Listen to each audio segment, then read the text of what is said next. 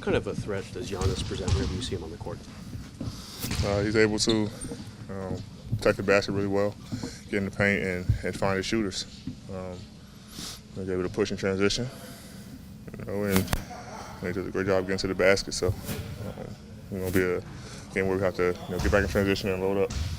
When you play, obviously you guys have a goal of making it really deep in the playoffs. When you play another really good team, does any part of your thought process go to what it would look like in a playoff series?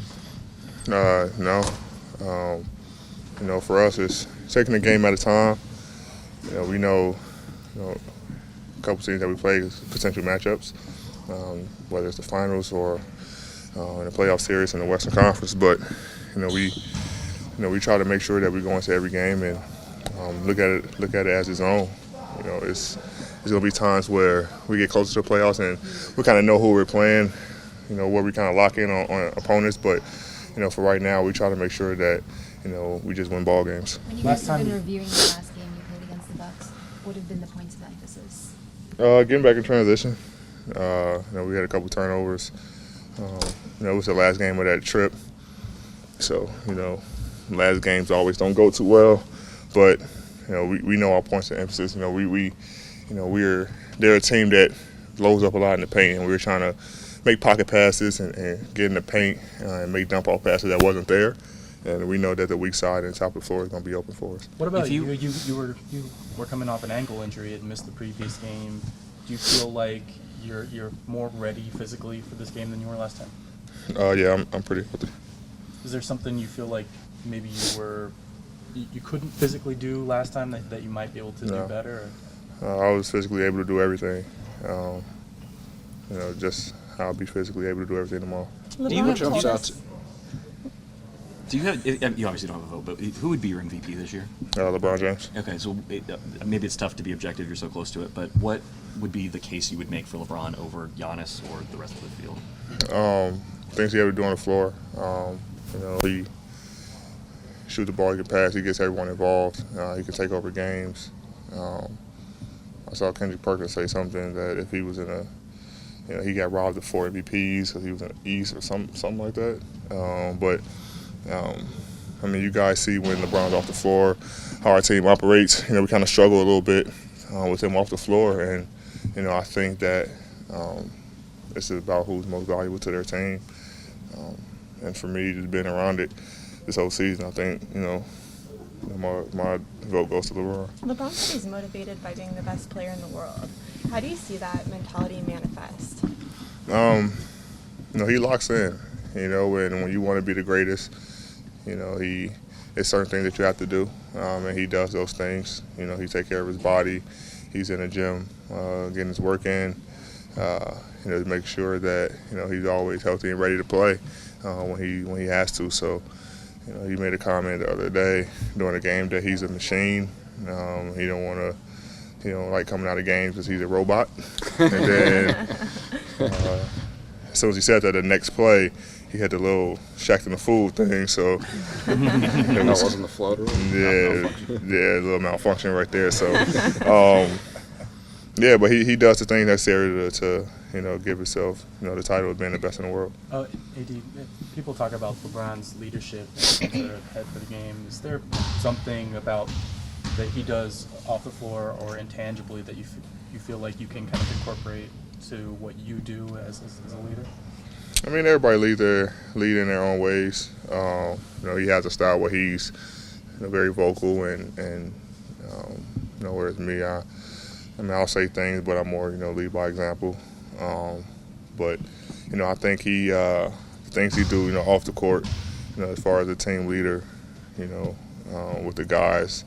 I think I started to pick up a little bit and doing those same things. Yeah, a lot of times, when star players are in games together, we focus on what they do offensively, how many points they score, and things like that. You and Giannis obviously are two very defensive-oriented players as well. Is there kind of a different kind of fun that goes in it for you when it's kind of it can also be looked at as defense versus defense?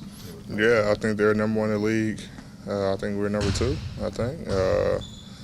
And so it's going to be a defensive game. We talked about how we're going to win this game, and we're going to have to score. They do a great job of loading up. boxes and elbows and making it tough for any team offensively.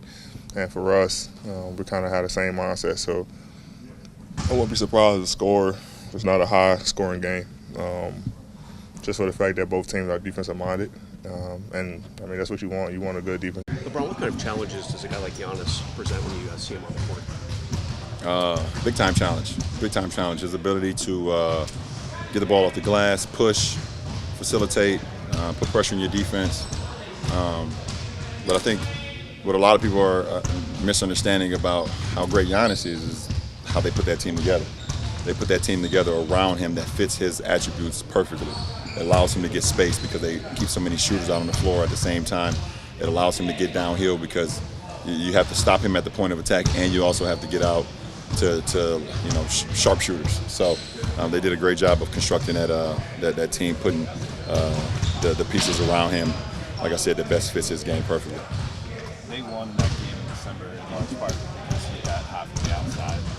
If he does that consistently, put into words what type of weapon he could be. I mean, that's with anybody. It's not just with Giannis. That's with anybody. If you allow someone to get hot at something that they don't do very often, that's everything, right? The same as Michael Jordan against the Blazers when he hit 6 in the first half, and you just tip your hat.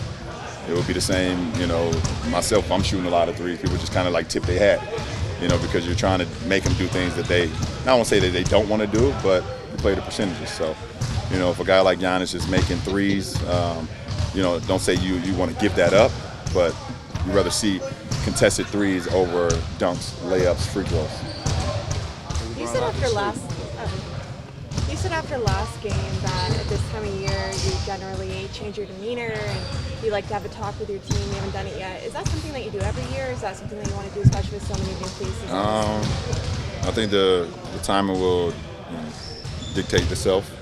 It's just getting close to March Madness.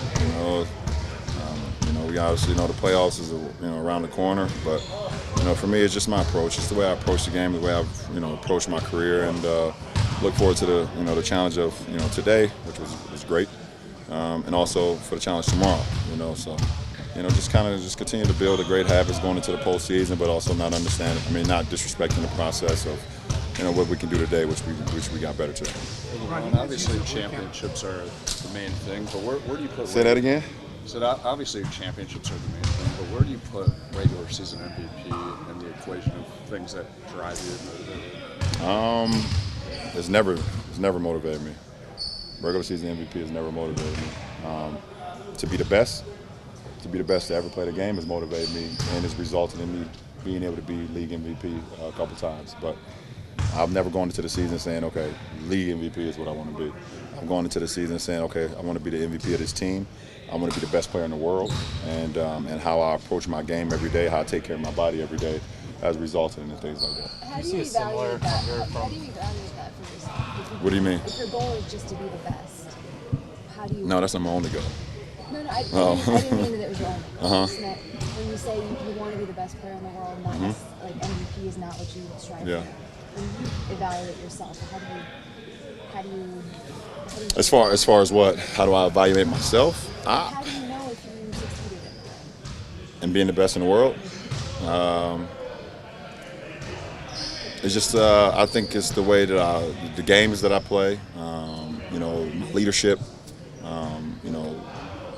How my teammates feed off my presence and feed off my word. It's so much more than for me being the best player in the world than just going out and doing it on the floor. And I think leadership has a lot to do with it. Having a command, holding yourself accountable, allowing others to hold you accountable as well. So I have a lot of tiers to trying to be the best player in the world. It's not just about the basketball side. Is this on par with what you were expecting of yourself entering the season, or are there things that you think you've done even better than you anticipated? Coming to the season, I didn't know I would be the point guard of the team. It was discussed. It was talked about a little bit in the off season, but it was never set in place if I would be the the primary ball handler for this ball club. So me doing that is I don't want to say surprising, but it's been it's been a challenge. It's something I haven't done since my rookie year, and that was only like a half of a season, maybe even not even that long. So that's something I've had to challenge myself and change my game in that form. Making sure that I continue to get everybody involved. Set the offense up, set the tempo, put guys in position, which I've done a lot in my career, but it's a lot different when you're actually the point guard. If you're a point guard, you would understand. If not, then you're like, what is he talking about? He's always done this. But it's totally different. That's been one of the biggest changes for me, this year. What is the pride factor to continue to be in the conversation as one of the best players in the game with people who are a decade younger than you? The only way that I'm continue to be in the conversation is through the grace of God. One, through the way I've always respected the game. I believe when you give to the game gives back to you. And then me just taking care of my body and putting in the work. I take care of my body. I know it's my temple. I know without it, I can't do anything. I can't be on the floor. I can't be at my best. And then just continue to have an open mind about how I can continue to get better. I want to continue to get better and see how far or how high this ceiling can go in my career, which I've said it before. So, I don't look for, I don't watch TV shows and things of that nature and sports radio and all that talk shows and things of that nature. But, for my teammates, it's more important that my teammates look at me and they know what they're going to get out of me every night and every day. And just put that type of pressure on myself to know that I could be there for my teammates. I realize this is a little. You could use as a team to see where you all kind of stack up. Obviously, the best team record-wise in the West, but playing, the Bucks and Clippers in a weekend like this. Nah, I think it's gonna be a weekend where you can just be like, wow, let's get competitive. It's gonna be two great competitive games, but to know where we stack up, we know where we know where we are. We know who we are. We know we stack up against the best in the league, no matter who it is, win, lose, or draw. But then the competitive side, Friday night Staples, Sunday afternoon at Staples, you just know it's gonna have, against the two of the best teams in the world, you're gonna have, it's gonna be a good competition. I realize it's a little off topic, but like One, two. when you have a big week like in terms of just politically Super Tuesday, things like that. How much do you guys talk about that kind of stuff in playing or in the locker room? Like what? National events like Super Tuesday, voting, elections, things like that. Is that? It comes. I think we talk about a little bit of everything. Mm-hmm. Everything that's going on in the world, we kind of discuss. But some of it is more discussed than others. Is it hard to participate in elections when you're playing? I don't want to say that. It's hard to keep up with it on a day-to-day, basis for sure. That's challenging. But if you want information, you can get it. Thanks. Being a leader, I know that this game is a regular season game Friday, but is there anything different you tell the guys like for a game like this against top team in the East? Anything different? Nah, we got a veteran ball club. There's no need. I don't need to say anything. It's the number one team in the league that we're going against on our home floor. There's nothing. What's known on the